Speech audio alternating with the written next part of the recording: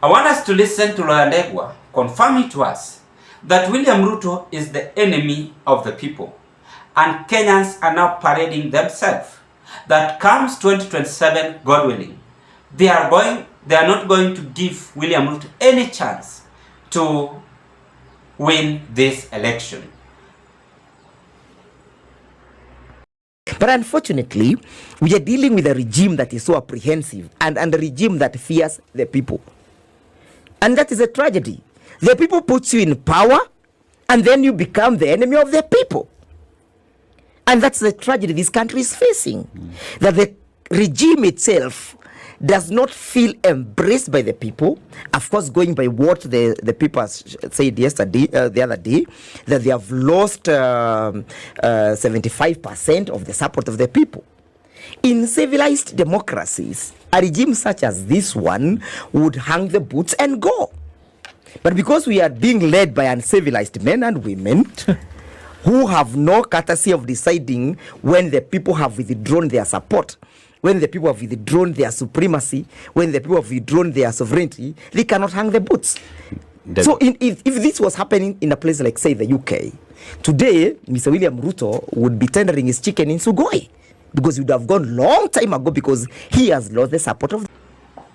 This is not the first time I am analyzing Lawyer Ndegwa. I've used him in several occasions. We've listened to him in several political movement in this country, and we are all aware that Lawyer Ndegwa is on the side of Rigathi Gachagua. The first thing which you must know is that Rigathi Gachagua allies are ensuring by any means that they revoke William Ruto's name and not needed anymore in the ballot.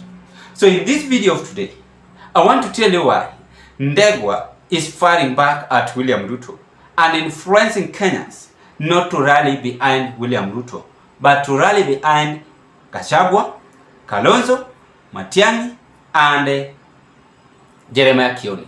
But before I carry on, ladies and gentlemen, I want to take this golden chance to thank you for your continued support in this channel, because if it was not your support, then this channel could have not reached where it is as of now. To those of you who had subscribed to this channel, I want to say thank you so much for your subscription. And if you're watching me for the first time, having interest to proceed with this kind of political discussion, I request you kindly do me a favor, take a 1 second, click that notification bell and subscribe to our YouTube channel. Like my videos, share my videos to our friends, family and relatives. Ladies and gentlemen, allow me to dig deep into this. Number one, Paul Ndegwa is on his mission to ensure that he mobilizes other lawyers to reject William Ruto. That is my first observation. The second observation, William Ruto has been cornered by Rigathi Gachagua allies and Rigathi himself. And he knows that and he understands that. The only way William Ruto is going to come out is to be rescued by Raila Odinga. That is how William Ruto is going to come out. But if he will go there himself, then people like Ndegwa waiting for him badly. The third point, Ndegwa is confirming to us that the one who is letting us down, who should not be elected again, is William Ruto. That is what Ndegwa is confirming to us. It's confirming to us that this is the bad person. We should not give him chance. So he's lending Kenyans ears by saying, please don't elect this person. It's going to ruin us if we give him any chance again in the office 2027. Mambo inachemuka. Kila mtu anajitokeza na yake. Kila mtu anajitokeza na yake. At the end of the day, utajikuta wameungana pamoja. Wanasiasa wako hivyo, wameungana pamoja. Tena unastuka handshake. But this of Rigathi Gachagua might be totally different. Anyway, Gachagua also can have a handshake with William Ruto. He can.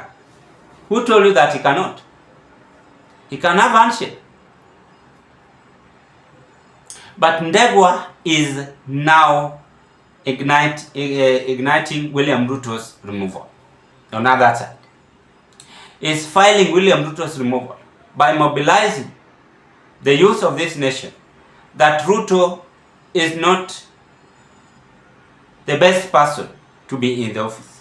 He should be outside the office. That is what Ndegwa is saying and telling the whole world and the whole nation to understand that the enemy of the progress is none other than the president himself. But on the side of the presidency, they are defending themselves. We are seeing they are launching projects. They are only issuing attack to both sides, this and that. You've never done this, you've never do this. We are waiting for you, and so on and so on. At the end, who will lose and who will gain? The question is left on you Kenyans. But on my side, the one who will lose is the opposition. Because if they will not work smart, then they are going to ensure that William Ruto retain his position. But if they are going to work smart, then they are going to ensure William Ruto will not retain his position. Because if they will play this politics with bitterness to do the attack, they are not going to make it well. Matiang'i has resigned. He is ready to settle his presidential bid 2027. So it is upon them to play safe. I'm seeing they are having lawyers already with them. William Ruto is also having lawyers on the other side. Now Ndegwa is no longer interested in supporting UDA administration. And that is the message he ought to give to Kenyans to understand that you should not do any mistake electing President William Ruto.